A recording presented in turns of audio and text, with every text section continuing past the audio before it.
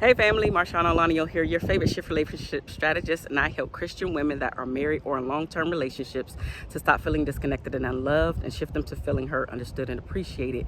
Now, if you have not taken the quiz yet, please click the link down in the description box below. Look for the quiz. Does your relationship need a rescue? Find out today if your relationship needs a rescue. Now, on to today's topic. Today's topic are what are the three goals of an argument? What is your goal when you argue, right?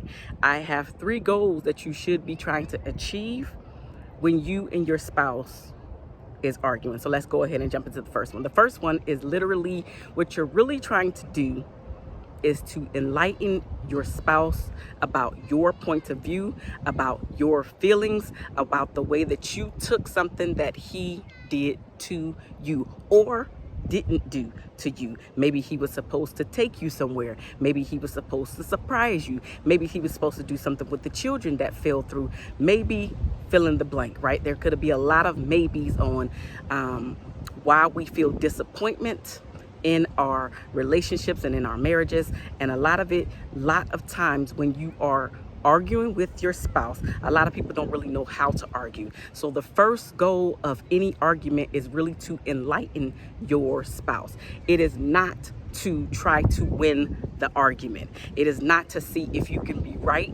It is not to shut down and say, okay, now I'm ready to start giving you the silent treatment. Whatever your goals are outside of these three that I'm going to give you today, you should rethink the way that you are showing up, the attitude that you have, the behaviors that you are exhibiting, because the only thing you are really doing is you are closing and shutting the door on your spouse, as well as the possibility that your relationship or marriage can go to the next level that much faster. So the first goal is to really enlighten your spouse about you, your feelings, the way that you took it. It is not time for the blame game. Okay? Please understand that pointing of the finger does nothing but escalate the problem. It does not help to solve it.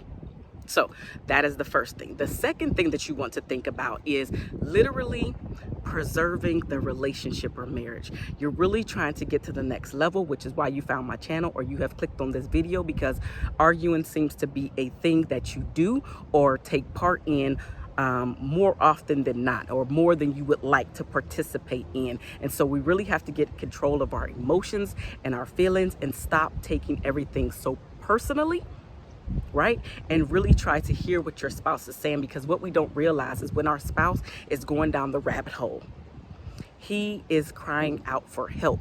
He might not be able to articulate it in that way. He might never say, babe, I need some help in this area. But what you have to do is read between the lines, because most people are not the best communicators, even though we think we are. But especially in the heat of the moment, we revert back to trying to win the argument or shut the person down or make them feel bad. And it's no different when you're talking with and to your spouse. So the second goal is literally to preserve the relationship, to keep the respect factor in there, the honor in there, as well as the love between one another, right?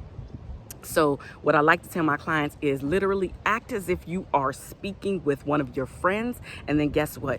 You will soften your heart. You will soften your tone. You will think about what you want to say before you say it. Because when we're talking to a friend, we don't want that relationship to fall apart, but we still want to get our point of view out there to let them know what you're feeling. Again, what you're feeling, not the blame game. So act as if you are speaking to your friend, and then you will not have as much trouble expressing yourself in a loving, respectful, honoring tone of voice.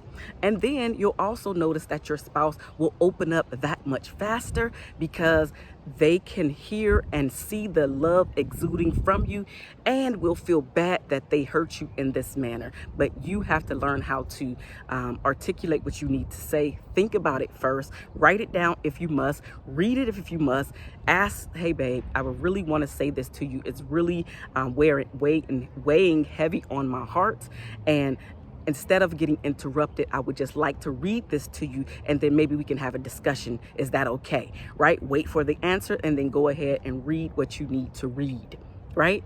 The third goal in your argument is to resolve the problem. It is to find a solution.